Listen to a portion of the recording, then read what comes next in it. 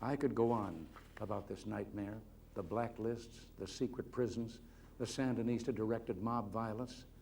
But as if all this brutality at home were not enough, the Sandinistas are transforming their nation into a safe house, a command post for international terror.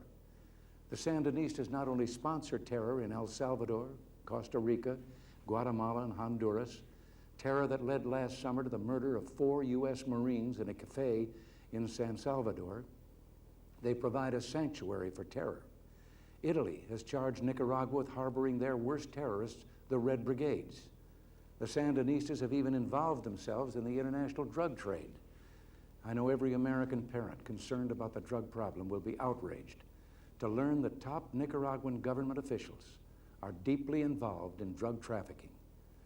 This picture, secretly taken at a military airfield outside Managua, shows Federico Vaughan, a top aide to one of the 9 commandantes who rule Nicaragua, loading an aircraft with illegal narcotics bound for the United States. No, there seems to be no crime to which the Sandinistas will not stoop. This is an outlaw regime. If we return for a moment to our map, it becomes clear why having this regime in Central America imperils our vital security interests. Through this crucial part of the Western Hemisphere passes almost half our foreign trade, more than half our imports of crude oil, and a significant portion of the military supplies we would have to send to the NATO alliance in the event of a crisis. These are the choke points where the sea lanes could be closed. Central America is strategic to our Western alliance, a fact always understood by foreign enemies. In World War II, only a few German U-boats operating from bases 4,000 miles away in Germany and occupied Europe inflicted crippling losses on U.S. shipping right off our southern coast. Today, Warsaw Pact engineers are building a deep water port on Nicaragua's Caribbean coast, similar to the naval base in Cuba for Soviet-built submarines. They are also constructing outside Managua the largest military airfield in Central America, similar to those in Cuba, from which Russian Bear bombers patrol the U.S. East Coast from Maine to Florida. How did this menace to the peace and security of our Latin neighbors and ultimately ourselves suddenly emerge? Well, let me give you a brief history. In 1979, the people of Nicaragua rose up and overthrew a corrupt dictatorship. At first, the revolutionary leaders promised free elections and respect for human rights. But among them was an organization called the Sandinistas. Theirs was a communist organization, and their support of the revolutionary goals was sheer deceit. Quickly and ruthlessly, they took complete control. 2 months after the revolution, the Sandinista leadership met in secret and in what came to be known as the 72-hour document, described themselves as the vanguard of a revolution that would sweep Central America, Latin America, and finally the world. Their true enemy, they declared, the United States. Rather than make this document public, they followed the advice of Fidel Castro, who told them to put on a facade of democracy.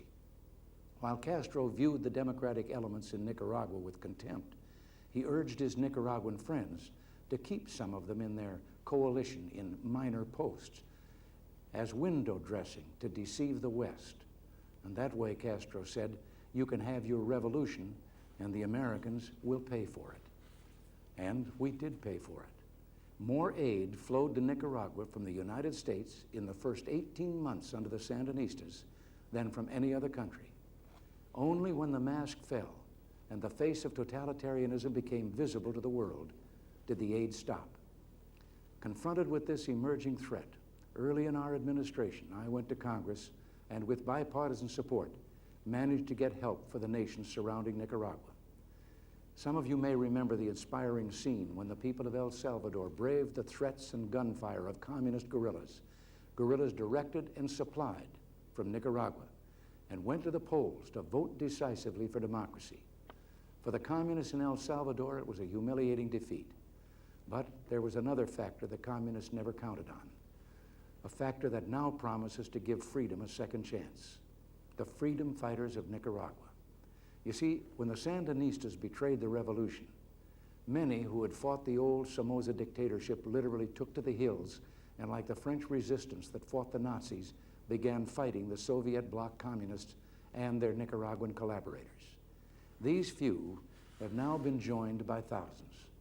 With their blood and courage, the freedom fighters of Nicaragua have pinned down the Sandinista army and bought the people of Central America precious time. We Americans owe them a debt of gratitude. In helping to thwart the Sandinistas and their Soviet mentors, the resistance has contributed directly to the security of the United States. Since its inception in 1982, the democratic resistance has grown dramatically in strength. Today, it numbers more than 20,000 volunteers, and more come every day. But now, the freedom fighters' supplies are running short, and they are virtually defenseless against the helicopter gunships Moscow has sent to Managua. Now comes the crucial test for the Congress of the United States. Will they provide the assistance the freedom fighters need to deal with Russian tanks and gunships, or will they abandon the democratic resistance to its communist enemy? In answering that question, I hope Congress will reflect deeply upon what it is the resistance is fighting against in Nicaragua. Ask yourselves, what in the world are Soviets, East Germans, Bulgarians, North Koreans, Cubans, and terrorists from the PLO and the Red Brigades doing in our hemisphere, camped on our own doorstep? Is that for peace?